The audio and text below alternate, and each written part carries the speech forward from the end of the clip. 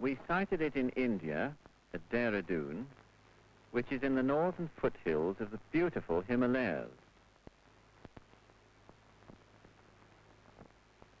Raphael, we called it, after the archangel guardian of the sick and of travelers, for we intended it as a home for all sorts of sick people, beginning with mentally retarded children and leprosy patients.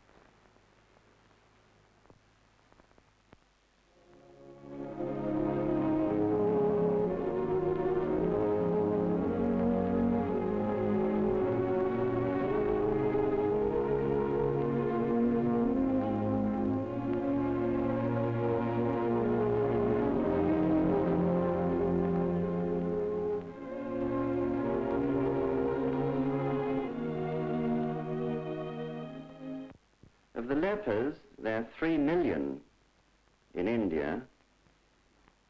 Many of them live in little colonies like this one. They live together for mutual protection. They're all ages, many of them families, some single. But the one thing that impresses me the most of all about them is the real desire they have to be self-supporting, to try and do something constructive in spite of their disabilities. And it's a great inspiration when one sees it, and it does make one want to try and do something to help them. But of course, unfortunately, they can't really be self-supporting, and they depend upon what's given them, primarily by the government of India, but helped by voluntary organizations, helped by rice and milk powder that comes from America, all sorts of gifts, which of course they have to supplement by begging. But the mentally defective children can't beg. They can't do anything for themselves.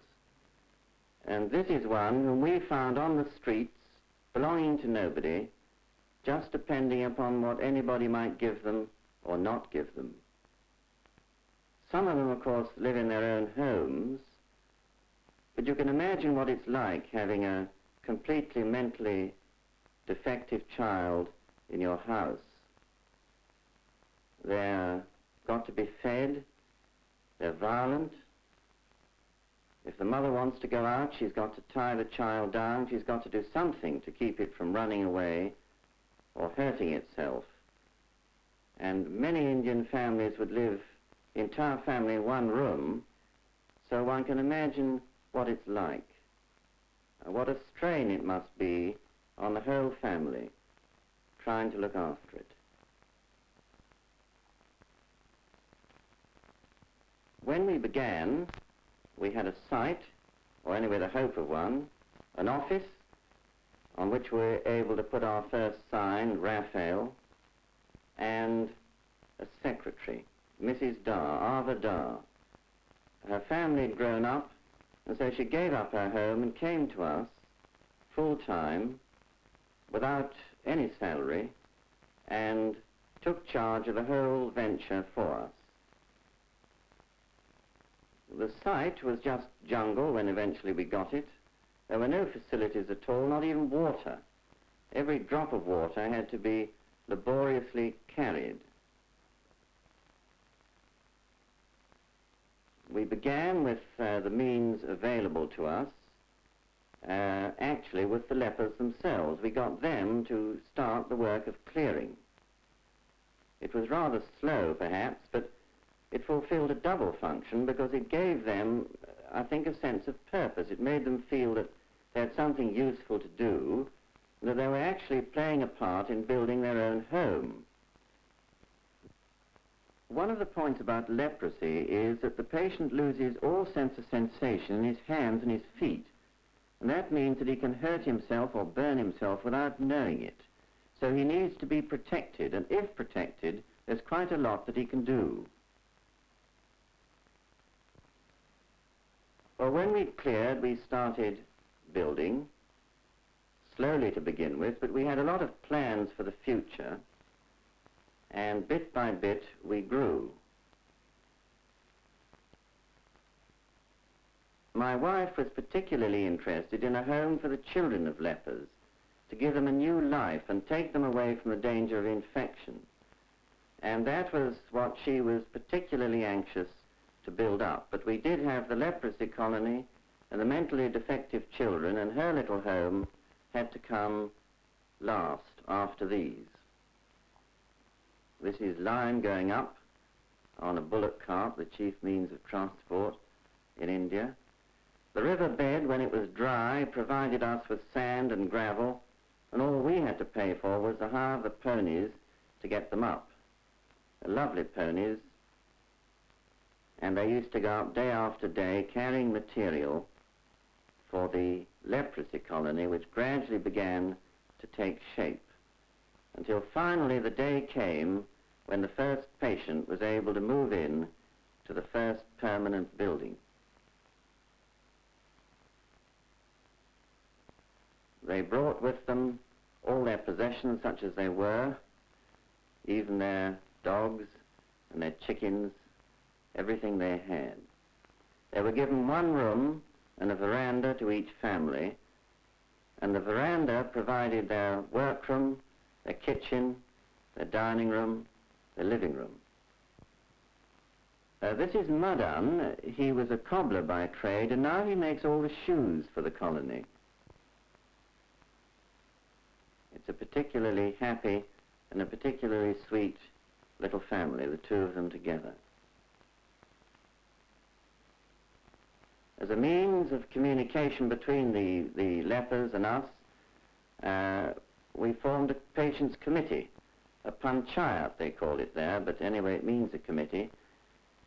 And here they are talking to Auntie Dot, as we call her, our honorary welfare officer.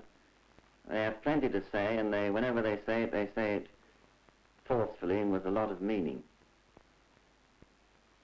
But one of the chief problems is their children. The children are not born with leprosy, but they're in danger of catching it. And of course the families don't want to let them go. And so to begin with, until a separate home and school could be built for them, we had to do what we could to protect them and bring them up and educate them. And one of the lepers undertook the job of running a school for them, and each day he held his little class. He's taken a plank and spread sand over it, and the children write in the sand with a little stick. That's their equivalent of our exercise book or slate. They really seem to enjoy their school, and they never had it before. He's doing his sums. I think he's having a little bit of difficulty with them, like most of us.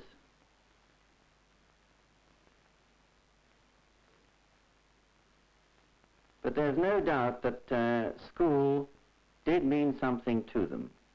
And one sometimes finds them doing a bit of work out of school, like Cheta is here, the daughter of the head leper. And not far away, separated by a little fence, is a home for the mentally defective children. 50 of them, and I think only 3 of them can speak, let alone do anything intelligent. And this is a typical day in their lives, beginning with the morning wash. Looking after them is a most dedicated work, requiring great, not only patience, but real affection for the children. We started with 2 nurses who came from England. They lived in tents, and they got the home going. But gradually they trained Indian staff, an Indian matron, Indian orderlies, who've now taken it over entirely. They all live on the spot within a few yards of the home, so that it does give a feeling of a family. And although they'd never done it before, they've learned how to do it, and do it most faithfully and most patiently. We ourselves aren't able to visit very often because we have to travel, but we bought an ambulance in Singapore for £100 and drove it up from Calcutta and use it as our means of transport whenever we're able to get out there. Of course, visitors to the home, always quite an occasion. Even the little children themselves and the staff and helpers always seem very excited and pleased when somebody comes to see them. And they have their own little way of welcoming you and saying how pleased they are to see you.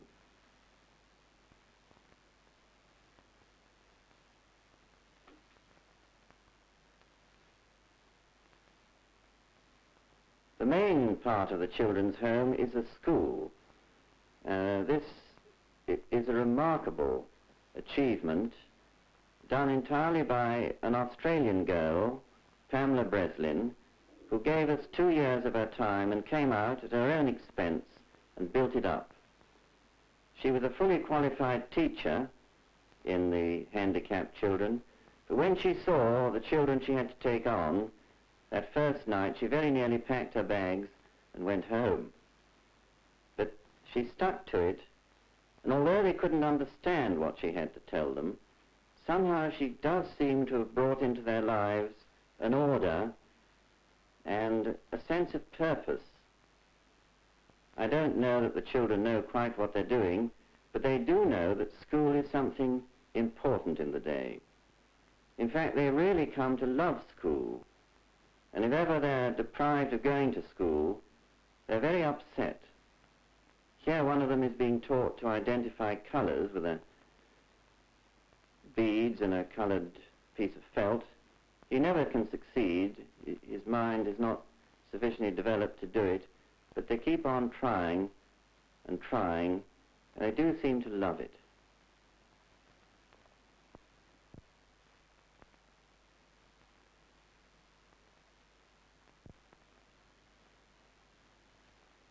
This is the midday lunch.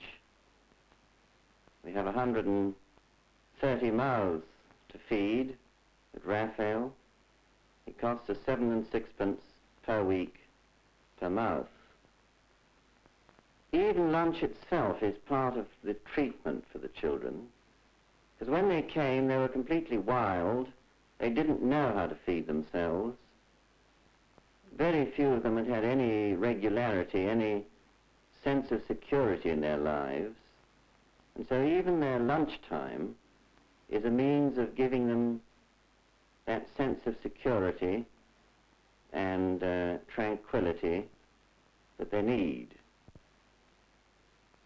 And as the months go by and you see the children settle in, you begin to see the effect that just that simple care and affection and treatment has on them. That's Dolly, the favourite of the family, the youngest of the family.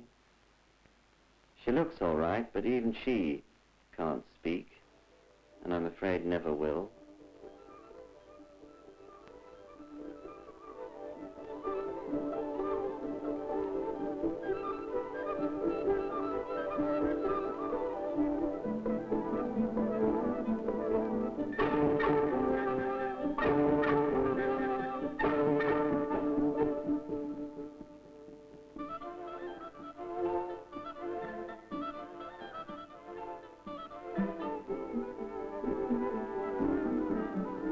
Gracie, when she first came, couldn't feed herself, but now she's got to the point of feeding the others.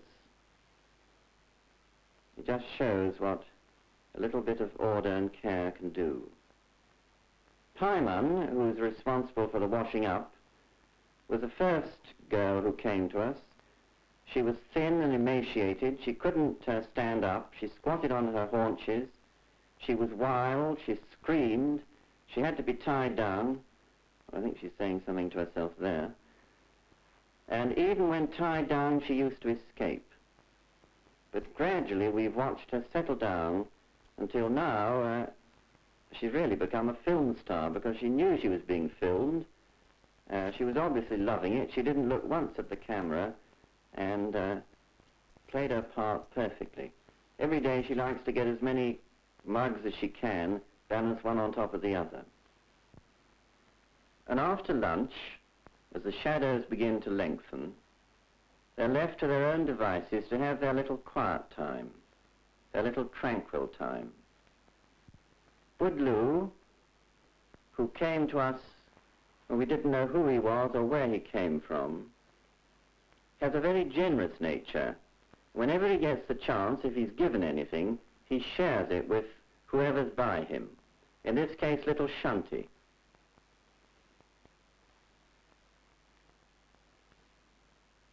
It's a little Jewish girl from Calcutta. They've come from all parts of India. And like all children, they like their games.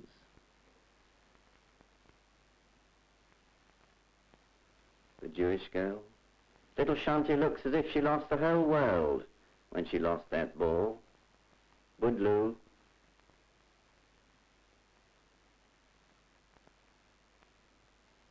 But Shanti's got it now.